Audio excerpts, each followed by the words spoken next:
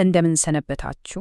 በዛሬው ገለጻችን በኢትዮጵያና በኤርትራ ኦርቶዶክስ ተዋሕዶ አብያተ ክርስቲያናት ውስጥ ካሉት ታላላቅ አጽዋማት አንዱ ነውናን አዎ የነቢያትን ጾም ታሪክ እና ጥልቅ ትርጉም አብረን እንመረምራለን። እሽ እንግዲህ ወደ ዋናው ጥያቄ እንምጣ። ከገና በፊት የሚጾም ጾም እንዴት ነው በጥንት ነቢያት ስም የተሰየመው? ግንኙነቱስ ምንድን ነው? እስኪ የዚህን ታላቅ መንፈሳዊ ወቅት መነሻ ምክንያትን መርበር። መልካም፣ ለመጀመሪያ ያህል የዚህን መንፈሳዊ ወቅት መሰረታዊ ነጥቦች እንግዲህ ጾሙ ለ43 ቀናት ይቆያል። ከኅዳር 15 ጀምሮ የጌታን ልደት እስከምናከብርበት ቀን ድረስ ማለት ነው።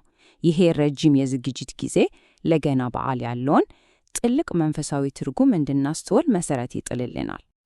እናም ዋናው ነገር ይሄ ነው። ይህ እንዲሁ ቀናትን መቁጠር ብቻ አይደለም፣ ከጥንት ታሪክ ጋር በጣም በጥብቅ የተቆራኘ ትልቅ መታሰቢያ ነው። እሺ፣ አሁን ደግሞ ወደ ታሪኩ እምብርት እንግባ። ነቢያት ለምን የዚህ ጾም ማህል እንደሆኑ እስኪ እንመልከት። እስኪ ያስቡት፣ ነገሩ የወደፊቱን መተንበድ ብቻ አልነበረም። የእግዚአብሔር የመዳን ዕቅድ እንዲገለጥ በናፍቆትና በጽናት ይማጸኑን ነበር።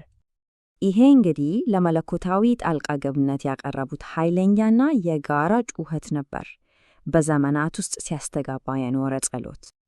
ይሄ ምስል ደግሞ የጠበቃውን ጊዜ ርዝማኔ በደንብ ያሳያል።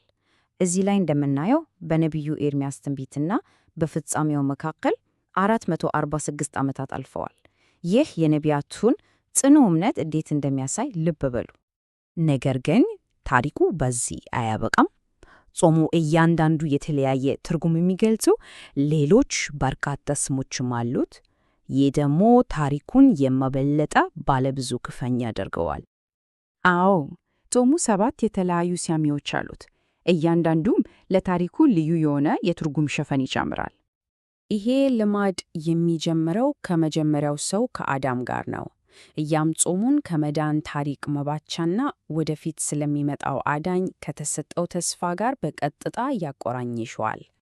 ይህ ስም ደግሞ የትሕትናን ዝግጅት አስፈላጊነት ያጎላል። ለመለኮታዊ ሚና የተመረጠችው ድንግል ማርያም እንኳን ራሷን በጾም እንዳዘጋጀች ያስታውሰናል። ይህም በቀጥታ በሐዋርያት ተግባር ላይ ወደ ተመሰረተው ወደ ሦስተኛው ስም ይወስደናል። መልሳቸው በጣም ግልጽ ነበር፣ በጾም። እናም በዚህ መልኩ ልማዱ ከብሉይ ኪዳን ወደ ሐዲስ ኪዳን ያለ ችግር እንዴት እንደተሸጋገረ በሚገባ እናያለን።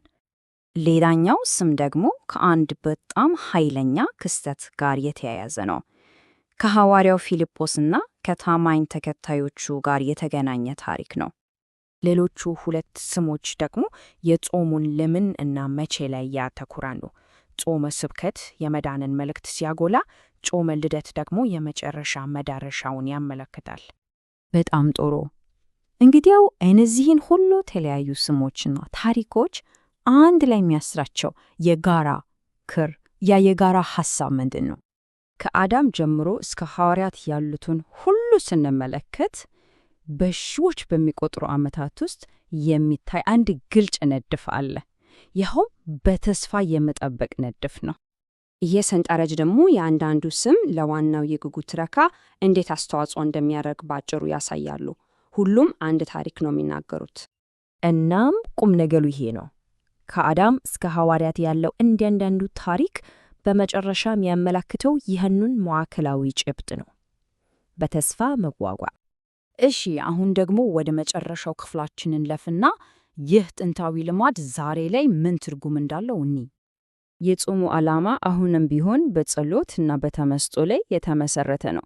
ዋናው ነጥብ የግል እምነትን ከጠቅላላው ማህበረሰብ ደህንነት ጋር ማገናኘት ነው። በመጨረሻም ጾሙ የዛሬ አማኞችን ከዘመናት በፊት ነቢያትን ደግፎ ካቆያቸው ከባሮዚያው ተስፋ ጋር የሚያገናኝ ድልድይ ሆኖ ያገለግላል። እናም ይህ ጥንታዊ የጠበቃ ልምምድ አንድ የመጨረሻ ጥያቄ ይተውልናል። ሁሉ ነገር በሚፈጥንበት በዛሬው ዓለማችን በትዕግስት የመጠበቅ ጥበብ ምን አይነት ጥልቅ ማስተዋል ሊሰጠን ይችላል? እስኪ ስለዚህ እናስብ።